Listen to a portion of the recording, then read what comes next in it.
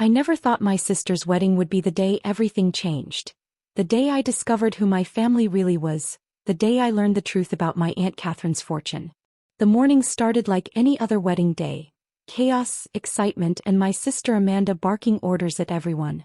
I was just the younger sister, relegated to handling minor tasks, while Amanda sparkled in her designer wedding dress that cost more than my yearly salary as a kindergarten teacher. "Sarah, where are the welcome bags for the VIP guests?" Amanda snapped, adjusting her veil for the 100th time. "And please tell me you're not wearing those shoes to my wedding." I glanced down at my sensible heels, the nicest pair I owned. "These are what I have, Amanda. They're perfectly fine." She rolled her eyes, a gesture I knew all too well. "This is why Aunt Catherine always preferred me. You just don't understand class." The mention of Aunt Catherine made my heart ache. She had passed away 3 months ago and I still wasn't over it. Unlike the rest of my status-obsessed family, Aunt Catherine had been different. She lived modestly in her small cottage, tended her garden, and always had time to listen. While my parents and Amanda chased social connections and luxury brands, Aunt Catherine taught me about kindness, hard work, and finding joy in simple things. "Don't start with Aunt Catherine again," Amanda warned.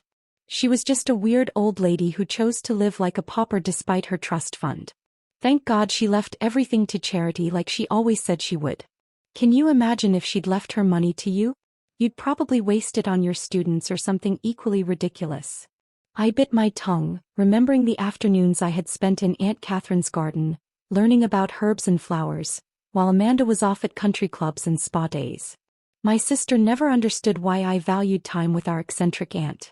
The wedding ceremony was set to begin in an hour at the Grand Plaza Hotel, the most expensive venue in the city. Amanda had made sure everything was perfect, from the imported flowers to the Michelin star catering. I was adjusting place cards at the reception when an elderly gentleman in an impeccable suit approached me. "Miss Sarah Bennett?" he asked, his voice formal but kind. "Yes, that's me." He pulled an envelope from his briefcase. "I'm Harold Winchester, your Aunt Catherine's attorney. She left strict instructions that this letter was to be delivered to you precisely 3 months after her passing, and specifically on your sister's wedding day." My hands trembled as I took the envelope. It was heavy, sealed with wax in the old-fashioned way that was so typically Aunt Catherine. Before I could open it, Amanda's sharp voice cut through the air. "Sarah, what are you doing? The ceremony starts in 45 minutes. She stopped short, her eyes narrowing at the envelope in my hands. "What's that?" "It's from Aunt Catherine," I said quietly. "Her lawyer just delivered it." Amanda's perfectly made-up face twisted. "Oh God, not more drama from that old woman. She's still causing problems from the grave. Just throw it away, Sarah. This is my day." Our parents, drawn by the commotion, hurried over. "What's going on?" Mom demanded, her surgeon's trained eyes scanning the scene. "Aunt Catherine left a letter for Sarah," Amanda said with disdain. "To be delivered today of all days." Dad, never one for sentiment when it interfered with social obligations, checked his Rolex. "Sarah, put that away. The governor and his wife will be here any minute." But for once in my life I didn't comply. Something about the weight of that envelope, the timing of its delivery, made me stand my ground. "I'm opening it," I said firmly. "Don't you dare." Amanda lunged for the envelope, but I stepped back. "You're not ruining my wedding with whatever crazy final words that poor old woman left you." The word poor struck me like a slap. How dare they dismiss Aunt Catherine, who had shown more love and wisdom than all of them combined. With shaking fingers I broke the seal and opened the envelope. Several documents fell out, along with a letter in Aunt Catherine's elegant handwriting. As I read, the world seemed to stop spinning. "My dearest Sarah," the letter began. "If you're reading this, I'm gone, and your sister is about to marry the investment banker she believes will give her the life of luxury she's always wanted. But there are things you need to know." I could hardly believe the words. Aunt Catherine hadn't been living modestly because of a small trust fund. She had secretly been the CEO of Montgomery Industries, a global technology and real estate empire worth billions. The cottage, the garden, the simple life, all of it had been by choice. While your sister and parents only ever saw my small cottage, they never bothered to look deeper. They never understood that true wealth isn't about showing off. But you, my dear Sarah, you understood. You saw me for who I was, not for what I owned. That is why I am leaving everything to you. The documents confirmed it. Aunt Catherine had left me her entire estate. The company, the real estate holdings, the investment portfolios, worth approximately $89 million. What does it say? Amanda demanded, her voice rising. Sarah, what did that crazy old woman write? Amanda shrilled. I looked up at my family, my sister in her designer wedding dress, my parents in their expensive clothes, all of them staring down at me with contempt barely hidden behind their impatience. Aunt Catherine wasn't poor, I said quietly.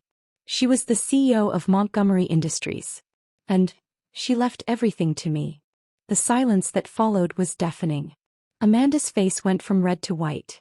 Mom's champagne glass slipped from her fingers, shattering on the marble floor. Dad began stammering about family obligations and sharing wealth, but I wasn't listening anymore. I folded the letter carefully and placed it in my purse. Then I pulled out my phone and called for a car. Where are you going? Amanda shrieked. You can't leave. I'm about to get married. We need to discuss this. I turned to her, feeling stronger than I ever had before. No, Amanda. You made it clear this is your day. So celebrate it. I have some things to take care of. As I walked out of the Grand Plaza Hotel, I could still hear Amanda's screams echoing behind me, but they didn't matter anymore. In my purse was a small key Aunt Catherine had included with the letter, the key to her cottage. But it wasn't just a cottage anymore. It was the beginning of my new life. Mr. Winchester, Aunt Catherine's attorney, was waiting by the entrance. There's a car ready, Miss Bennet. And the board of directors is expecting you tomorrow morning at 9 a.m. Your aunt spoke very highly of you. I nodded, thinking back to all those afternoons in the garden. Aunt Catherine hadn't just been teaching me about herbs and flowers. She'd been teaching me about life, about business, about strength without cruelty. As the car pulled away, my phone buzzed furiously with calls and messages from Amanda and my parents. I turned it off. They'd had years to show me love and respect. Now they would have to live with their choices. The car headed toward Aunt Catherine's cottage. My cottage now. And somehow I knew this was only the beginning of the story. The next morning felt surreal as I walked into the towering Montgomery Industries headquarters. Good morning, Miss Bennet, the security guard greeted warmly. Mr. Winchester is waiting for you in the penthouse office. My aunt's office. My office. The entire top floor was mine now. Floor-to-ceiling windows offered a breathtaking view of the city, but what caught my eye was the small herb garden tucked in one corner. Even here, Aunt Catherine had kept her connection to simple things. Your aunt spent every morning tending those herbs, Mr. Winchester said softly. She said it kept her grounded, reminded her what really matters. Before we could begin reviewing the company documents, my phone buzzed again. Against my better judgment, I turned it on. 47 missed calls. Over 100 messages. And now Amanda was calling again. I answered.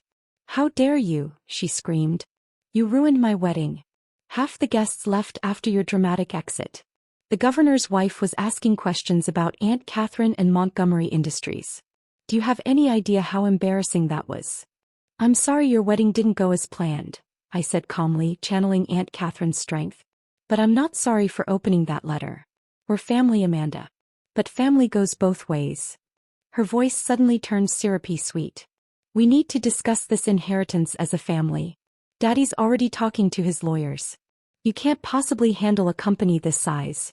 You're a kindergarten teacher, for God's sake. Mr. Winchester, pretending not to listen, slid a stack of papers across the desk. The top document made me smile. Actually, Amanda, I said, I can. Aunt Catherine spent the last 5 years secretly training me. All those weekends I spent at her cottage. We weren't just gardening. She was teaching me about business, investments, leadership. She documented everything. There was a long silence, then Amanda's true colors burst through. You conniving little snake. You manipulated her. Turned her against us. We're going to contest the will, and when we win you'll be sorry. I ended the call and turned to Mr. Winchester. They're going to contest the will. He smiled knowingly. Your aunt anticipated that. Would you like to see what else was in the envelope you haven't opened yet? The remaining documents were devastating. Evidence of every time my family had tried to manipulate Aunt Catherine for money. Amanda's secret credit card debt. My parents' failed investment schemes. Most damning of all, proof that they had tried to have Aunt Catherine declared mentally incompetent 2 years ago to seize control of her assets. She kept everything, Mr. Winchester explained. Every email, every recorded conversation, every legal document. She wanted you protected. The next few weeks were a whirlwind. While my family filed their lawsuit, I immersed myself in the company. The board of directors, who had all known about my secret training, welcomed me fully.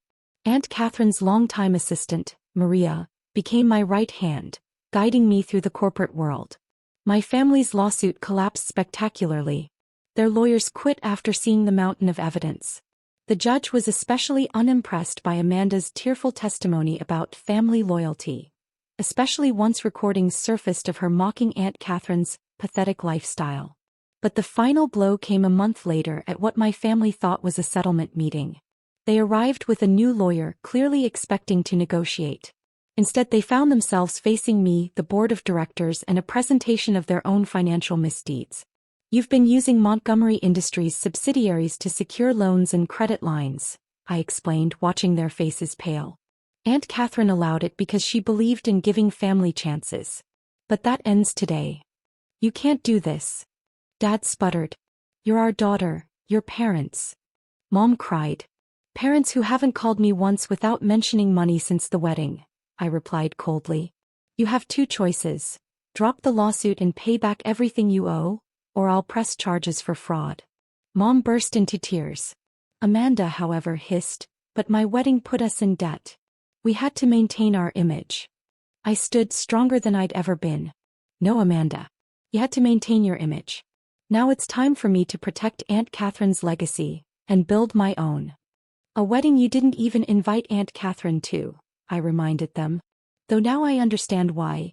You were afraid she'd show up in her gardening clothes and embarrass you in front of your society friends. In the end, they signed the papers dropping the lawsuit. Amanda stormed out, screaming about betrayal. Mom couldn't look me in the eye.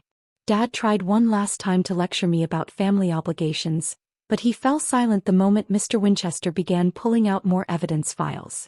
6 months later, Montgomery Industries was thriving under my leadership.